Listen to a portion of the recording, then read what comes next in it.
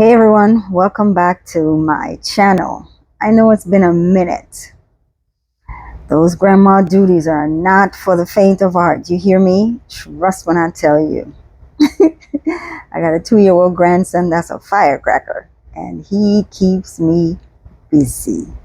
So just think about it. You got a new age baby. What do you call him now? He's like considered a boss baby. He is constantly moving around, doing all kinds of things. Want to do this, asking a lot of questions.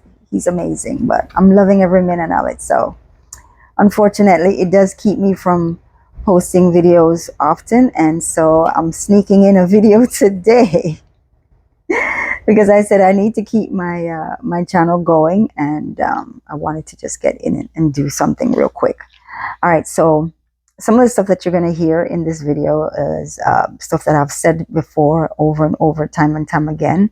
But I want to emphasize it because I know Ghana is getting more and more popular. A lot of people are switching, are changing, are wanting to move, are trying to get out of the US because things are, I don't know if I could sum that up in any nice way, but things are looking very, very interesting.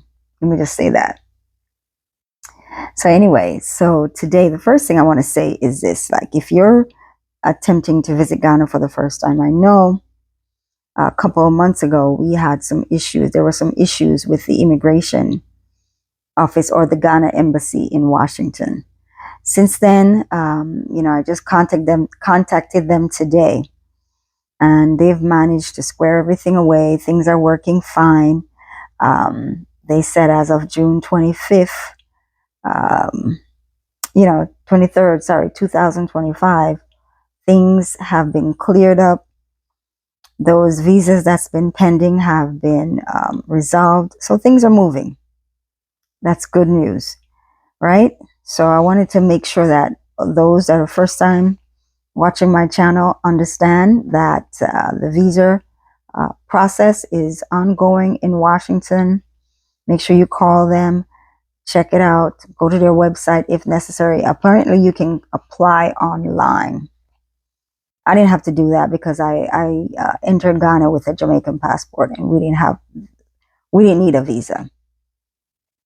So the visa process is not something that I've had to experience. So I can't really give you verbatim, one-on-one, what will transpire and how it will go. But several people have gone through the process and they're fine. So you will be too. All right. So here are some of the things that came to my mind that I thought would be ideal for you all. And so let's see. Power outages. If you don't know, you've never been to any foreign country. Well, I shouldn't even say that, because they have power outages here in the United States too. It's just not frequently, not in a lot of places, but it does happen. So it's not uncommon. So power outages is a regular thing in Ghana. And so I would recommend that if you can walk with a pocket solar something flashlight, do so. A solar power charger, do so. The solar is in right now. So anything solar that you can buy, that is handy, easy to pack in your suitcase, easy to carry. That's what you do. You carry your solar pack that will help you whenever there's power outages, and you make sure you keep it charged. Water outages. Water outages is also an issue. And I think I've mentioned this before in a couple of videos before, but I want to emphasize it now for those that are traveling, going to visit Ghana for the first time. If you're not staying in one of those fancy hotels in Accra, keep in mind that there is a strong possibility that you will run into these issues. A lot of hotels in Accra have really done their due diligence. They have backup batteries, backup generators. So whenever there's an outage, whenever there's an issue, they have the source to take care of it. So sometimes when you get out of Accra, there are a couple of hotels that got it together. They don't have a problem outages happen and it doesn't affect them at all. So you just have to do some checking around. And I was even surprised that there's a hotel in Asable where I'm living, where where my apartment is located in Asable. There's actually a hotel that whenever there are outages, that it doesn't affect them. They have backup systems. So you just got to look, search, got to do some research. It happens. Healthcare. Now, I don't really talk much about healthcare in reference to Ghana, only because I think I've gotten sick maybe once or twice. Yeah, I think I've gotten really, really sick like once or twice, but nothing to the effect where I needed to go and be admitted into the hospital or anything like that. So I don't really fancy hospital per se, personally. But I want to say that the doctor that I visited in Central Region was quite efficient, and he knows his stuff. Dr. Mona. And if you go to Central Region and you're living in Central Region for a while, you'll hear people talk about him. There's also another hospital that actually is 24/7. 24/7, and I was really surprised. I think when I went there, they were really, really good at taking care of me. I did a lot of outpatient work there, and it was quite refreshing to know that I could have gone somewhere and easily gotten taken care of without any problems. And so if you're interested in stuff like that, you need to just let me know, and maybe I'll just put that information in my description box for you, so you have the details on that. All right, so healthcare. And then also the other thing is to the costs associated with the medical system, or the medical system in Ghana is definitely a lot less than what you've experienced in the United States. I think one of the things that triggered me, that made me realize how crazy it is here as opposed to Ghana, is when I went and I did blood work. So I usually do all my blood work every year. I make sure I go get checked out thoroughly, things of that nature. And when I went to go do the blood work, you know how when we go to the doctor, they take like different pints of blood, and they say, well, the tube, sorry, not pints, the tube. And they say, oh, it's for this or it's for that. The nurse only took one of the tube of blood from me, and they said that's all they need. And they use that to sample in every area that's necessary for them to determine if there's an issue. Go figure that out. Yeah. So the healthcare system in Ghana, I can tell you, I appreciate it for what it's worth. I did not have any problems. I did not have any issues. I was well taken care of. Even when I went to a nutritionist in Accra, no problems there either. The facilities was a little bit different, of course, but for the most part, I got what I needed, and I was taken care of in no time. And yeah, so for like I said, if you're interested in finding out more about the healthcare system, and I can only speak for Central Region because that's the only place that I actually really have gotten any extended service, medical services, and it was good. It was fine. I can't complain. All right. So then this other one that I talked about was driving in Ghana. Let me see if I can compare it to what states can I compare it to. During peak hours, traffic can be horrendous. I don't know why Ghana has a series of traffic circles, which I actually hate. I tell you, I hate traffic circles. Anyway, Ghana has abundance of traffic circles all over. Irregardless of that, when it becomes time to go to work and time to get off work, horrible. If you're not ready, don't get in a car and don't be trying to drive in Ghana. When you get outside of Accra, smooth sailing, because you're just on the road. It's all pavement. You're good. It's all pavement until you got to go to a village or something, and then it's all dirt road. But in Accra, and I can't even say it's peak hours time. It's all types of the day. It's worse during the holiday, but during the day, don't forget about road rage. Don't even bother bringing it. It's not gonna help you. You just need to be able to focus,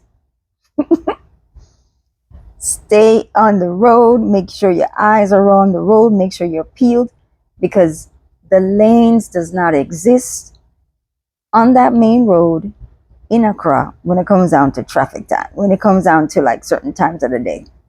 There's no lanes. So just keep that in mind. Okay? Driving can be fun though, because going to and from Accra, going towards Central Region, the Volta region, all that is great driving. It's just wide open space, and it's just so amazing, so lovely. The scenery is awesome. You can't beat that. It just takes you away from the hustle and bustle and allow you to just kind of bring it down a notch. Keep that in mind. Let's see what else. Yeah. Oh, so I wanted to talk about the visa. So from what I was told from most of my friends that were that traveled to Ghana from the US, travel to Ghana, they typically get 60 to 90 days. Most part is 60 days. Use it wisely, guys. Enjoy your time. I'm looking around for my grandson because he's asleep right now, so I'm sneaking in this video. So use it wisely. And if you're planning on staying a little bit longer, like I said before in previous videos, it's best after your 30 days, contact the immigration office and find out, or go to the immigration office there in Accra and go apply for an extension. Do it in advance. Do not wait till the last minute and try to do an extension. It will backfire on you. Sometimes it works, sometimes it doesn't. Please, please, please, do not, I want to say this out loud, don't try to work with somebody to get it for you, because it's going to cost you more money. If you don't care, then that's fine. There's plethora of people that will be quick to help you, but you're going to pay for it. And sometimes you pay dearly. So just keep that in mind. What else should I tell you guys? Yeah, I think that's it. I just want to remind you guys about the power outages, the water outages. Sometimes it can go hours. Sometimes it's days. Sometimes it's weeks, depending on where you are. And I always tell people, in previous videos, please, if you have any kind of health issues, please take your medication. And the first thing you need to do is find a pharmacy. And there's tons of pharmacies in Ghana. And find out if you're able to renew your prescription there, just in case you run out, if you don't have enough. Please, that is so critical and so important. And last but not least, have fun. Ghana has a ton of places you can go and enjoy. A lot of places with history, a lot of places about slavery, if that's what you're into, a couple of arts and crafts and the museums and stuff like that. So there's a variations of places that you can go and enjoy. Some are close in Accra and some are way out of Accra. You got to travel for hours and hours. But it's worth it. Especially when you go to like the northern area where they have shea butter.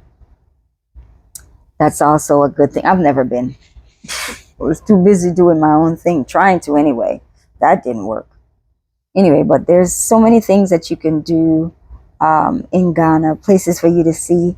So just go and enjoy, but just keep in mind, don't forget about, don't be ignorant to the street hustle, because it is a hustling country. People hustle both in the rural and in the city. They are hustlers. All right. Some are great at manipulation and some are bad at it, but they see you, they see money. And I'm not trying to talk bad about Ghana, but this is the realization of what Ghana is. You know what I mean? It's not to the point where you'll be like, oh yeah, everything is great. Nah, you got to be mindful of what's out there. And truth be told, if you don't know, you're going to get hot. You're going to get, you going to get had. I don't even speak that way. But you might not like the results. Okay? But just be careful. Just be mindful. And not every smiling face is legit. Is about you. It's not. It's about them. So don't forget. All right, guys. I love you. Thank you for supporting my channel continuously. I appreciate that. I'm probably gonna get off this Ghana kick after a while because I've been here now. And I want to talk about my experience of coming back to the U.S. I've been here like 4 months, almost 5 months, since February. It's been an interesting ride, I have to say. It's been very interesting. And so learning and trying to feel the place out again and figuring out what I want to do, it's not easy because I don't want to work for anybody. So I'm working on some things and still trying to push this channel, still trying to do other things. But we'll see. I'm just going to have to be patient with myself. Sometimes I find myself to be in a rush to try to get things done right away, because I want to see results right away. And I have to remind myself that no, time, be patient and respect time. Just keep plugging away. Keep doing the things that I do like to do. When I get the opportunity to do them, keep doing them and things will work. So that's my message for today, guys. Thank you for watching. I appreciate your time. I really, really hope that you learned something from all my videos. And yeah, see you around.